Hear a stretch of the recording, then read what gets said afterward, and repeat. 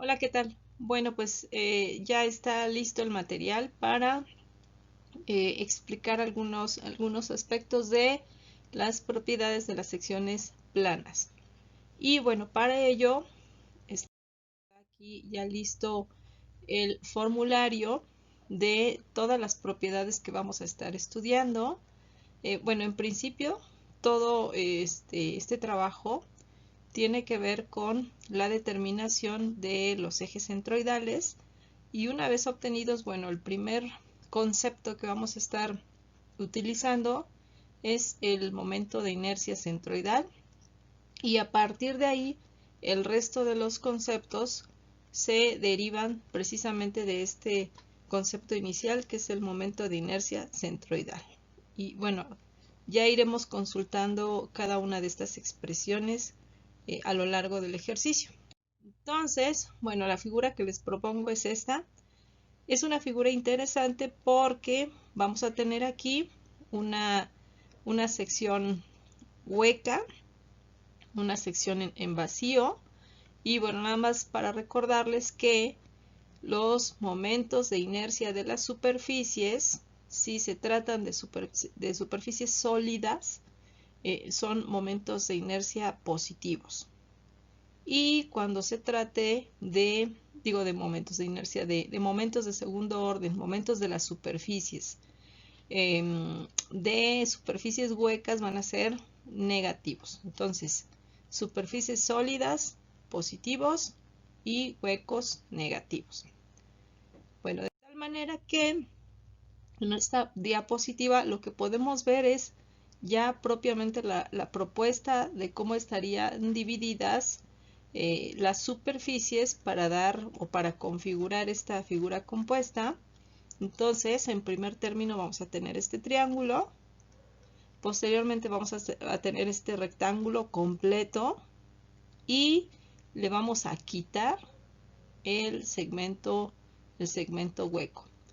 Y no olvido recomendarles fijar esta figura dentro de un sistema de coordenadas. Aquí está el eje X, esto es el eje Y esto sería el origen. Lo que podemos ver aquí es el cálculo de la coordenada del centroide, recordando que en la parte superior van a estar los momentos de las superficies. En primer término tengo el triángulo, que tiene de base 55 y de altura 60, y esta expresión representa el área, es decir, base por altura sobre 2. Lo que vemos aquí entre paréntesis es la distancia. Recuerden que momento es área por distancia. Entonces, la distancia medida desde el origen serían primero 60 centímetros hasta este vértice, y luego le añadimos el centro del triángulo, que debe estar a 1/3 de la base. Por eso elegimos 55 tercios. Bueno, el siguiente momento de las superficies corresponde a el rectángulo sólido, que mide 60 por 50 y cuyo centro medido desde el origen está pues aquí a la mitad de 60. Posteriormente voy a tener el, el hueco, que tiene una sección de 25 por 30 centímetros. Y bueno, pues la distancia va a ser la suma de primero 15 centímetros y luego la mitad de 25 centímetros de base. Aquí lo tenemos ya. Y esto lo vamos a dividir entre la suma de las áreas, recordando que el área total de la figura compuesta equivale a sumar la superficie del triángulo más el rectángulo sólido y menos el hueco. Esa expresión está aquí en partes, está mostrada en partes, pero el resultado pues es 3900. Hay que tomarlo en cuenta. Si resolvemos entonces para la coordenada X, obtenemos 50.929. De la misma manera, para obtener la coordenada Y, tenemos el área del triángulo. Esta distancia corresponde a el centroide, pero ahora medido en el sentido vertical. En el sentido vertical lo que vamos a medir para el triángulo sería pues 1/3 de la altura. En este caso tenemos aquí ya la expresión. La altura es de 60 centímetros y bueno, sobre 3. Para el rectángulo, este de aquí,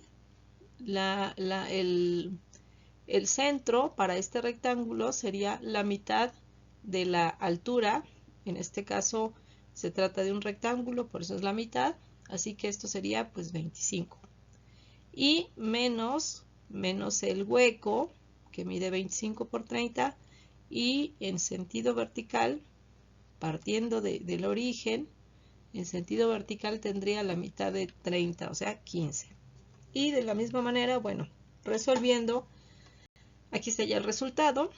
Lo vamos a ver expresado ya en dibujo.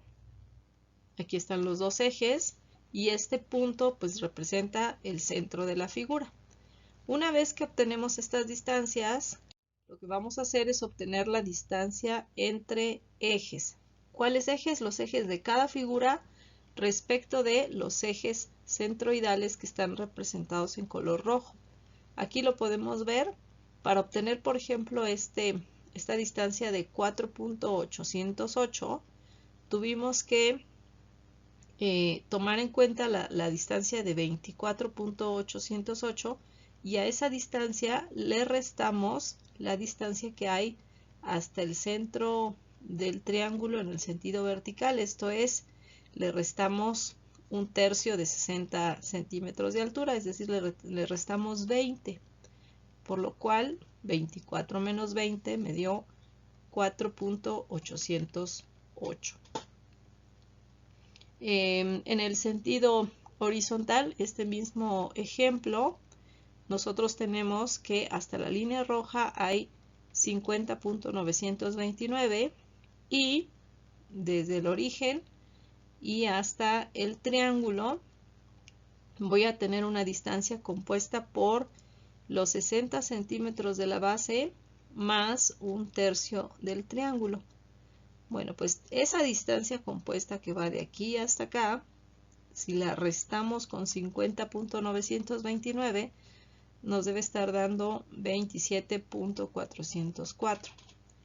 De esa forma vamos a obtener el resto de las distancias. Es decir, vamos a tomar en cuenta la distancia a la línea centroidal y a partir de ahí vamos a restar la distancia a determinado eje centroidal, pero de cada figura. Bueno, de tal manera que aquí va a ser importante que se den oportunidad de pausar el video para verificar y estar de acuerdo con las distancias que yo les estoy compartiendo en el esquema. Lo que podemos ver aquí, ahora sí, ya es el cálculo para el momento de inercia de la figura compuesta. Para ello, bueno, ya te presentaba al principio en el formulario, vamos a utilizar este que se llama el teorema de los ejes paralelos. Del lado izquierdo puedes observar cuál es la definición o a qué corresponde cada uno de estos elementos. En resumen, el momento de inercia centroidal es la suma de la expresión que vemos aquí entre paréntesis para cada figura.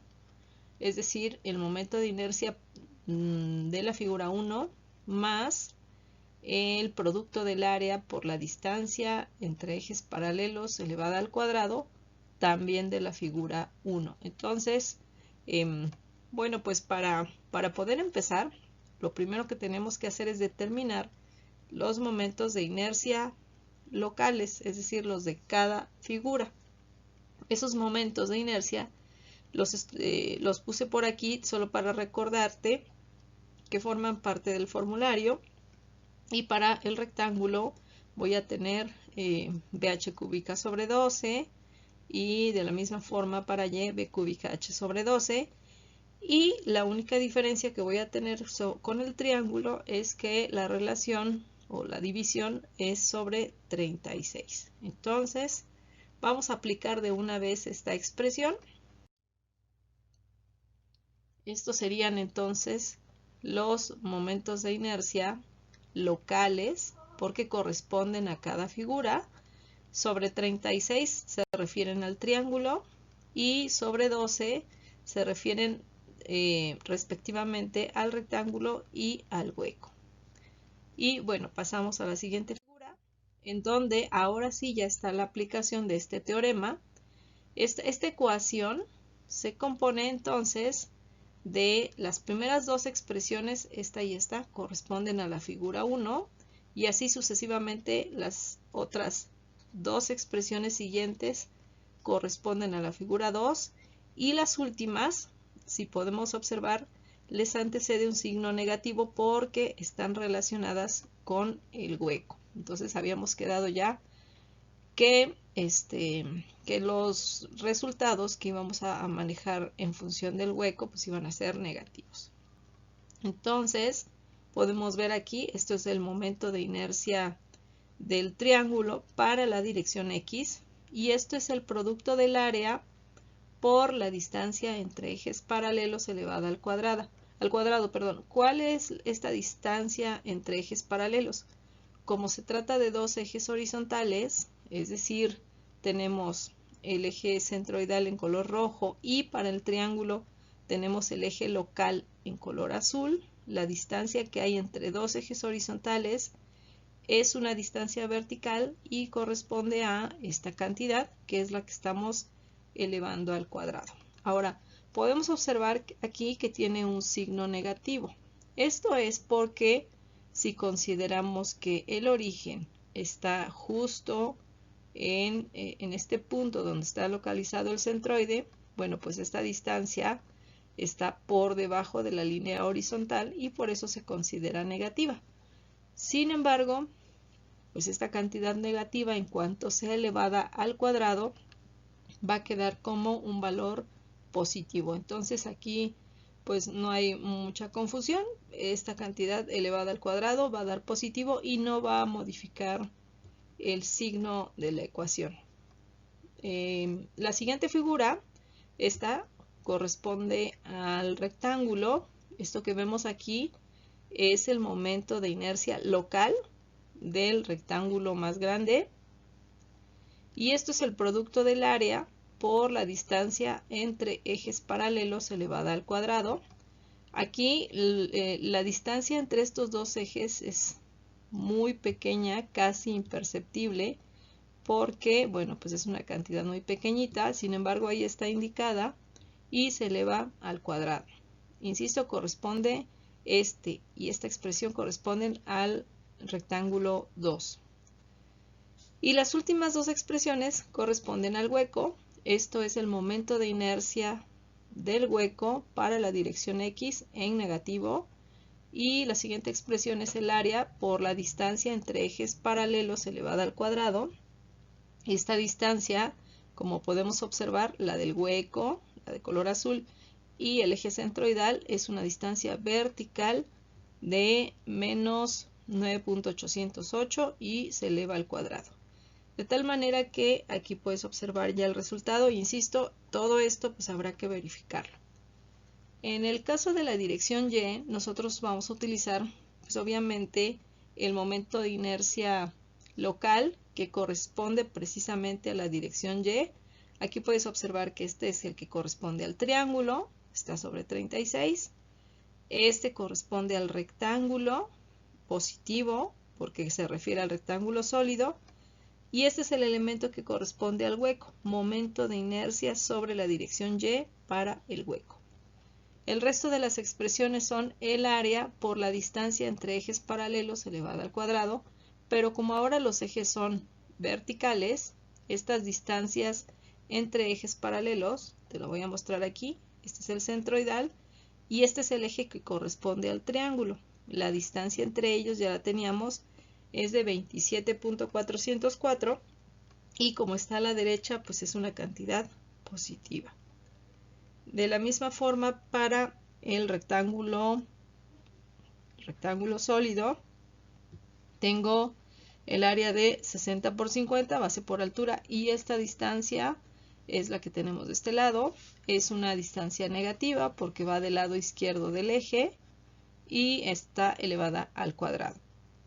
Y ocurre lo mismo con el hueco. Con el hueco tengo una distancia negativa sobre este eje vertical. Y el eje vertical del hueco tengo una distancia de 23 a la izquierda, es negativo. Pero insisto, como esta cantidad se va a elevar al cuadrado, queda expresada en positivo y se mantiene el signo que teníamos inicialmente, que es negativo.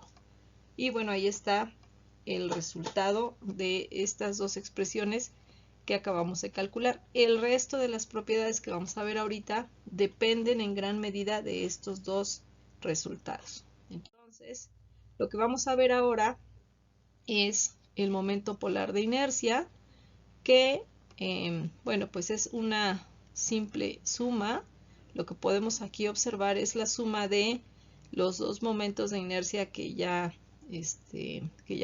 veíamos, es decir, la suma de estos dos valores me da la cantidad de 16 millones. Pero bueno, pues habrá que verificarlo. En el caso de la propiedad que se llama módulo de sección, lo que vamos a ver aquí es que es la relación entre este momento de inercia que ya calculamos y la distancia y máxima. Te recuerdo que esta y máxima es, pues, a elección, la distancia más grande que haya en el sentido vertical a partir del eje centroidal.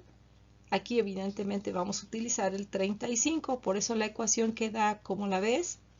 Esta cantidad es el momento de inercia y va sobre la y máxima, que es de 35, y el resultado queda expresado en centímetros cúbicos.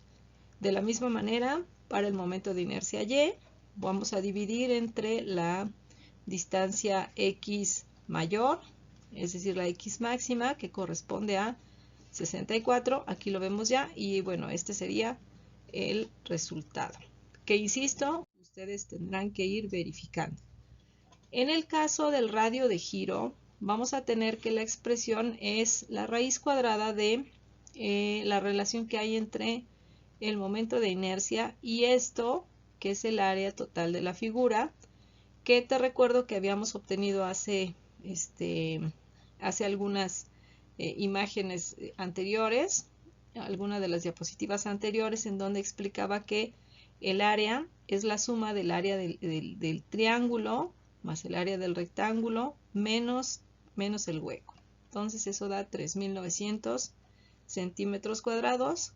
Se hace la sustitución en ambos casos y obtenemos dos radios, uno para la dirección X y otro para la dirección Y, mismos que van a servir para dibujar el siguiente esquema que vamos a ver aquí, en donde ya tenemos representado esto que se llama elipse o núcleo de inercia. Y bueno, pues es una elipse porque tiene un radio más corto que el otro, tiene un diámetro corto y un diámetro largo. Y bueno, se dibuja a partir del centroide.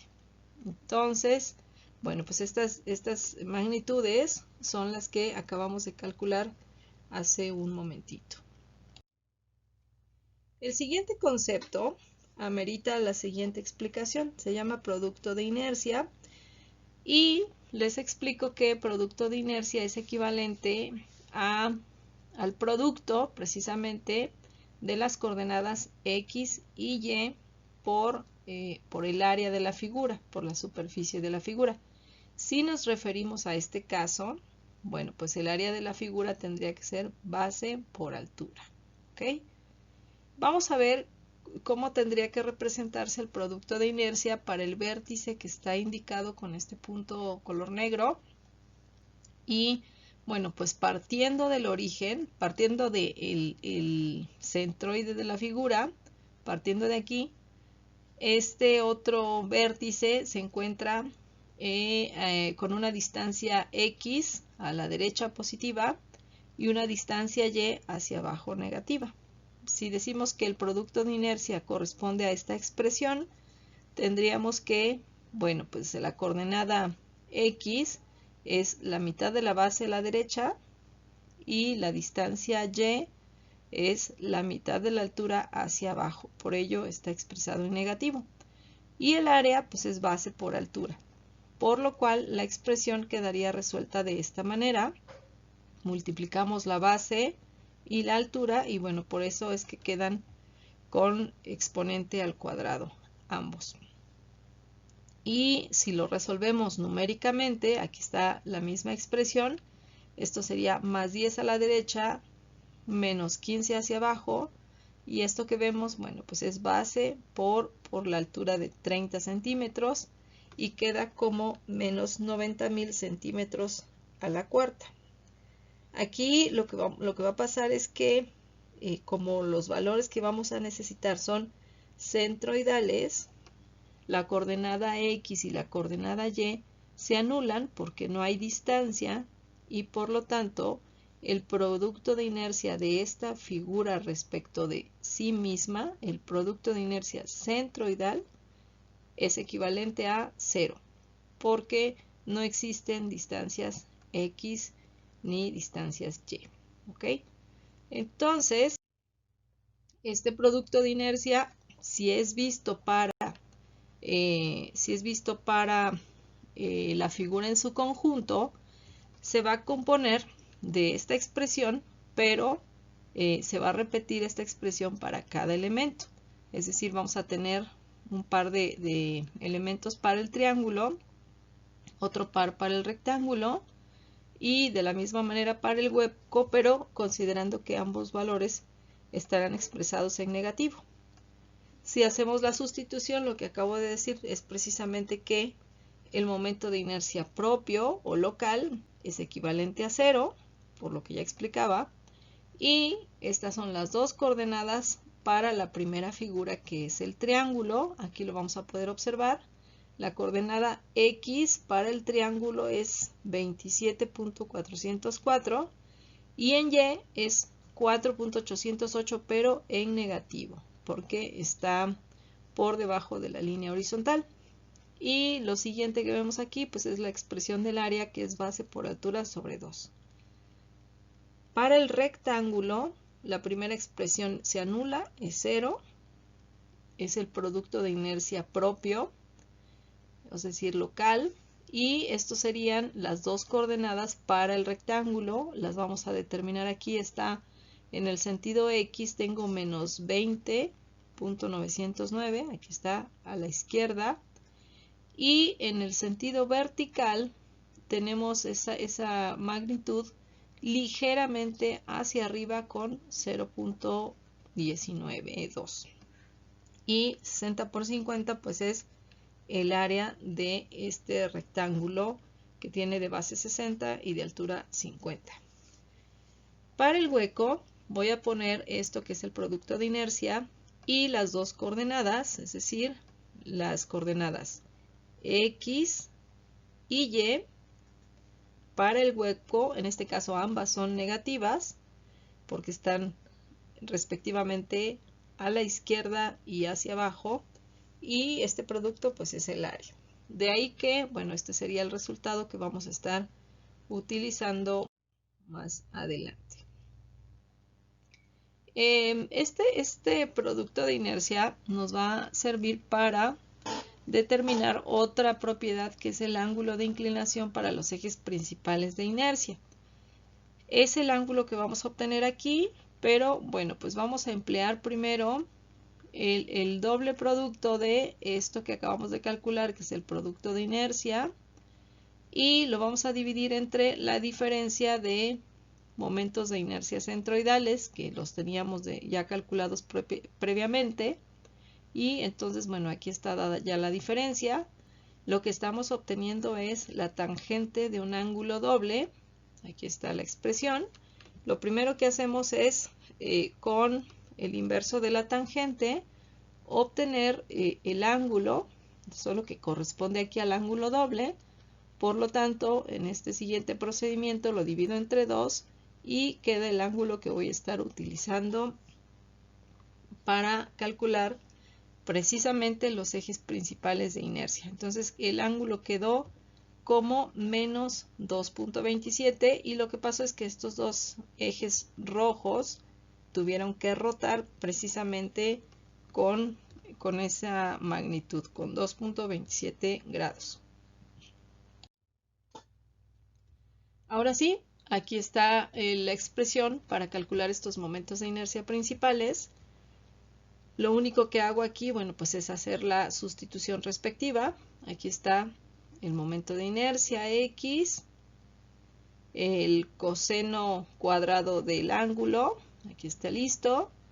Para la figura 2 de la misma manera, no, digo, perdón, para la dirección Y de la misma manera, aquí está el momento de inercia Y, el seno cuadrado del ángulo, y esto es en negativo el producto de esto que es el producto de inercia y el seno del ángulo expresado al doble.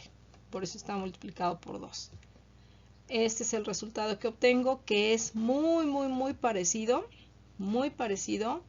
al momento inicial que tenía para la dirección Y. ¿Ok? Y de la misma manera voy a hacer la sustitución para encontrar el momento de inercia mínimo. Esto va a ser, bueno, pues sustituir de la misma manera. Aquí está el seno, esto es el coseno cuadrado, y en este caso es en positivo el producto de inercia por el seno del doble ángulo. Y bueno, la expresión nos debe dar este resultado, que también es muy cercano a el momento de inercia que teníamos en la dirección X, muy cercano. Aquí lo podemos apreciar. Y bueno, con esto tendríamos resuelto ya el ejercicio aplicando el formulario. La siguiente alternativa para encontrar los momentos de inercia principales es aplicar el círculo de Mohr, que es un método gráfico para obtener precisamente estos mismos dos momentos de inercia, máximo y mínimo. Entonces te recuerdo que se representa en un primer momento, vamos a representar el momento de inercia X a partir del origen, el momento de inercia X, luego a partir del origen nuevamente el momento de inercia Y. La distancia que hay entre el punto A y el punto B es la diferencia entre los dos momentos de inercia, y la base del triángulo, es decir, de aquí hacia acá, debe ser la mitad. ¿Ok? Aquí está la mitad. Posteriormente vamos a dibujar en el sentido vertical los dos productos de inercia. Aquí está la magnitud de los productos de inercia, y vamos a tomar una línea diagonal entre ambos vértices, de tal manera que pasando por C, que es el centro, vamos a obtener dos triángulos rectángulos semejantes, equivalentes, y estos dos triángulos rectángulos pues ya tendrían el valor de sus catetos. Ya habíamos dicho que esto es la mitad de la diferencia, esto es esta magnitud del cateto horizontal del triángulo, y en sentido vertical sería el producto de inercia. De tal manera que a través del teorema de Pitágoras podamos obtener la hipotenusa, y esta hipotenusa se va a convertir en el radio de la circunferencia, que vamos a poder dibujar de esta forma. Aquí está, vamos a poder dibujar de esta forma a partir del vértice o del centro que está en el punto C. A partir de ahí, bueno, gráficamente determinamos que del origen y hasta la primera vez que el círculo corta la línea horizontal, tenemos el momento de inercia mínimo, y del origen y hasta que la circunferencia corta en una segunda ocasión la línea horizontal, tendríamos el momento de inercia máximo. Y bueno, pues podemos apreciar que estos dos valores son muy parecidos a los que ya habíamos calculado previamente. Esta distancia sería la suma del momento de inercia X, que está en color rojo, la suma de la distancia del momento de inercia X más la base del triángulo, o sea, esta cantidad está también aquí, más la base del triángulo, y con ello localizaríamos el centro del círculo, de tal manera que si al centro del círculo le quitamos el radio, es decir, le quitamos esta distancia, obtenemos este momento de inercia mínimo, y si a la distancia del centro le añadimos el radio, vamos a poder obtener el momento de inercia máximo. Entonces, bueno, pues espero que haya sido suficientemente clara la explicación y dejaríamos el video hasta aquí.